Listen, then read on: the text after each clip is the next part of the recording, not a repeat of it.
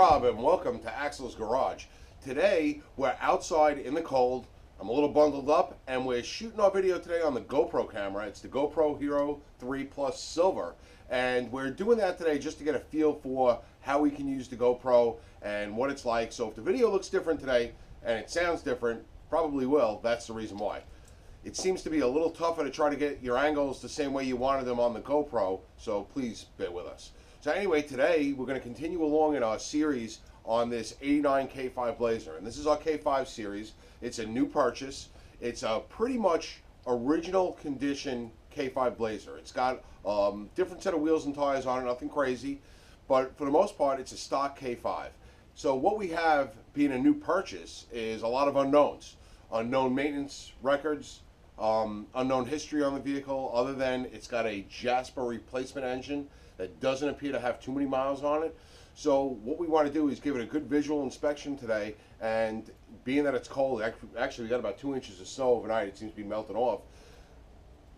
We want to change the hoses, the coolant hoses, and the antifreeze, the thermostat gasket, and the temp sender. And the reason for all that is these vehicles originally, 89, 350, K5, they originally had a 195 degree thermostat. Now I owned one new many years ago, and I know that it ran right around 200 degrees normally. Anywhere between 190 and 200 was its normal operating range. This is running what appears to be, because that factory gauge isn't so calibrated, it's looking like it's running around 180. So I have a feeling that when they put this replacement motor in it, they put a 180 degree thermostat. The heat we're getting out of it's still pretty good, but I don't know if it's that gauge is accurate, if the thermostat is right, and if the electronic temp sensor that is right next to the thermostat, if that's reading the right temperature. Because if that reads too low a temperature, it might actually richen the mixture, thinking that it still needs to warm up. It'll increase your idle speed just a little bit, and it might richen that mixture up a little bit, which is going to add to more fuel consumption, because it thinks the engine's not warmed up when it's really warmed up. And that's the computer that I'm talking about, is doing that thinking. So what I want to do for the $5 that the temp sender is, I want to replace that temp sender. So I got one that I know works. I want to put a 195 degree thermostat in it so I know what's in it there. And I also want to change those hoses, because who knows how old they are. They look to be in alright shape, but hoses deteriorate from the inside out, especially those coolant hoses.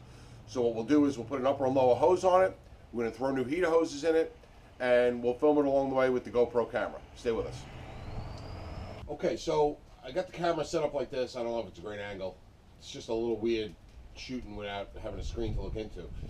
But what we did was pull that the plug for the radiator. Now this plug is a metal, seems to be a brass plug. It was leaking a little bit. It did have a drip. I did notice an antifreeze drip when the car was parked in its parking spot. Real small drip, but there is no O-ring on the plug, so that's probably the reason for the drip, and it really wasn't in there that tight either. So we pulled the plug out and took the cap off the radiator and drained all the coolant out. Coolant was clean, which is great. I like to see that the coolant was clean. At least I know that somebody probably maintained it if it was clean. And then we'll pull off the upper hose and that lower hose, and on this vehicle it's got one standard heater hose with worm gear style clamp ends. The other heater hose actually has a molded end on it that's got a fitting that goes into the intake manifold. So I'm going to leave that one for some better weather, maybe over the summertime when I'm doing something back there, or when it warms up a little bit. I'll replace that line. Instead of getting one that has that molded steel end on it, I'll put a nipple in the manifold so I can use a regular heat off the shelf or off the roll heater hose for it. It just makes more sense. It's easy to replace if you need to, if you blow a hose. But good preventative maintenance on the hoses, make sure they're routed right, not rubbing, and changing them every 4 or 5 years or so is usually all you need to not blow a hose, knock wood. And then I also sprayed down the thermostat bolts with some PB Blaster just to loosen them up, to make sure that I don't crack anything. I don't want to crack off a bolt in the manifold there.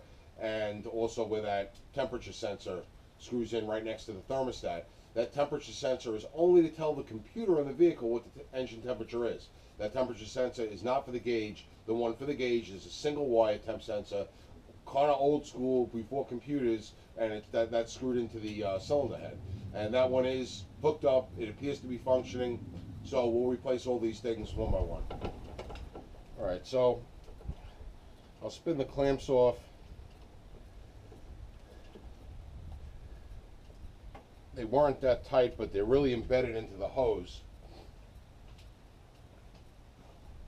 One thing about working on these K5s is you always got to get on some kind of step stool because of the height. Kind of a pain in the neck in that regard. You can give the hose a little twist. That hose should pretty much pull right off.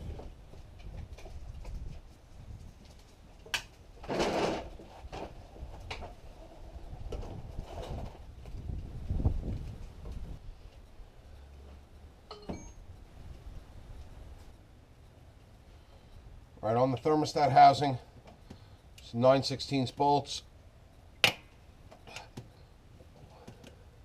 One's a stud with a nut on it. That's the one I'm doing now.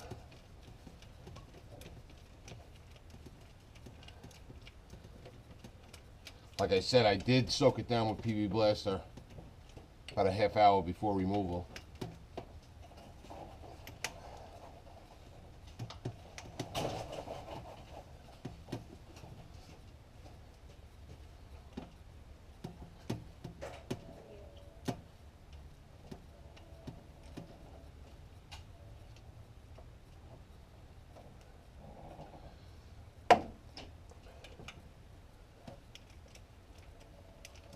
These do have a tendency to get crudted up from the coolant. They do go into a water jacket.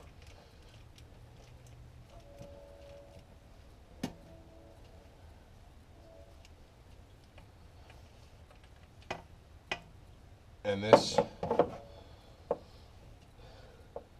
stud, where the stud actually pulled out and the nut didn't come off, which is pretty common.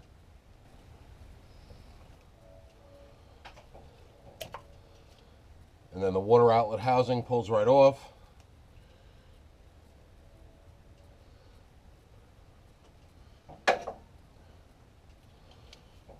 Thermostat should pull right through the gasket.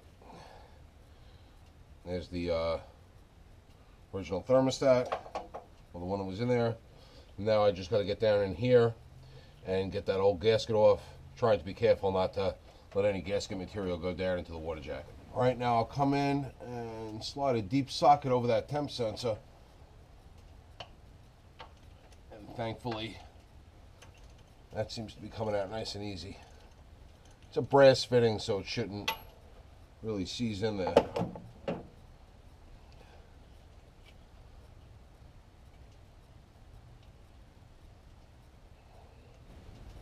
Okay, I have the old temp sensor out, compared it up to the new temp sensor. I got the right sensor, thankfully. Alright, it is a brass fitting going into an aluminum manifold. They say you don't need any kind of Teflon tape or sealer on it. What I do like to put is just a little bit of a liquid Teflon thread sealer. This one happens to be an ARP brand. This is, I believe this is the one that comes in the ARP engine bolt kit. And I don't like to use Teflon tape here, just because sometimes it gets you to misalign the threads, and the soft brass, you kind of screw it up then. So what I do is just take a little bit of this Teflon sealer and just get it on the threads, just to give a little bit of lubricating properties and some sealing properties to help this thing seal up. Like I said, the soft brass into the aluminum manifold, you usually don't have a sealing problem.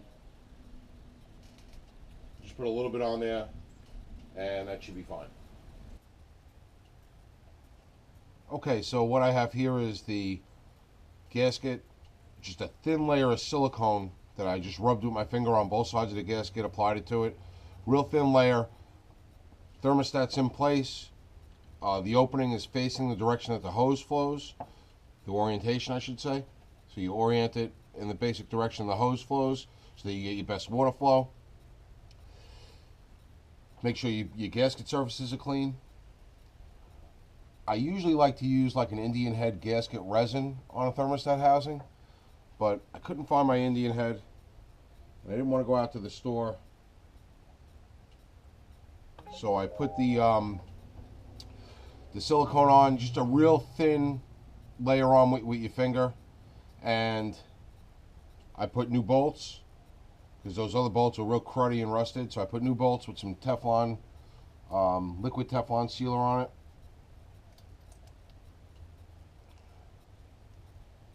Just start those bolts in by hand.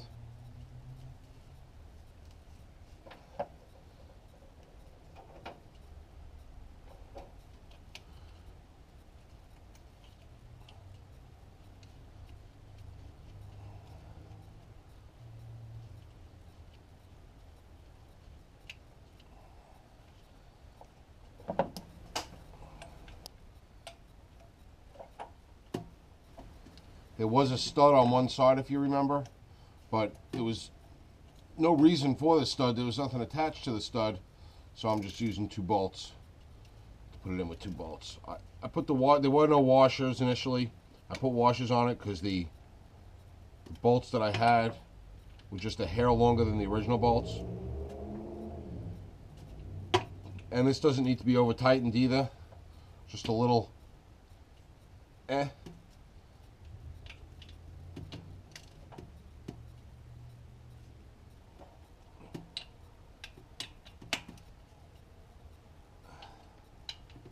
Okay, so we got the hoses on, got that heater hose done. We fought a little bit with the lower hose. The clamp was kind of stuck and wasn't unwinding, so we had to jab a screwdriver in there and really get it off. But when you put your hoses in, don't over tighten the clamps, but don't make them too loose. Make sure that they're over that nub. This way you don't get any leaks and you're not pinching that hose up against the nub. Go past the nub, tighten it up nice and firm. This vehicle has a recovery and overflow tank, so I filled the radiator up, let it bubble, you hear it bubbling in, and then put the cap on, and then I put a little bit, the recovery tank was empty, so I put it about an inch above the cold level, and we're going to warm it up, and it should reach its own level, and if it sucks some down, I could always add some. For the drain plug that had that metal brass drain plug with no gasket, I just put a standard O-ring on that, and that should seal up fine. It doesn't seem to be leaking with the antifreeze in the radiator and in the overflow. I don't have any, static leaks. And now I'll start it up, let it warm all the way up to operating temperature, let it run for about 5 minutes at operating temperature, and then shut it off, let it cool down. And between the coolant that's in the overflow recovery tank and the radiator, it should stabilize its level, and we'll know that our level is good. And then we can just monitor it for the next couple of days, make sure we hopefully that coolant temp sensor, that new temp sensor, will give the computer the right reading so that the idle is correct and the fuel consumption is correct. It appears that the thermostat that we pulled out, the old one, was a 195 thermostat. I would have bet that it was a 180, but it's stamped on a 195, so maybe it just was opening too early. We'll have to see with the new 195 in there and see how that works out. Being that we got like an hour's worth of daylight left, and we got to warm it up to operating temperature anyway, great time for me to dump the oil on this one. It hasn't had an oil change yet, so that'll be the first oil change. We'll be able to record the mileage, see if there is any oil consumption. The oil doesn't look real dirty, but we're going to dump it anyway, just so that we know where we're starting from, and we're starting with a fresh, clean crankcase full of oil. Alright, so I'll start it up now, and we'll see how it sounds.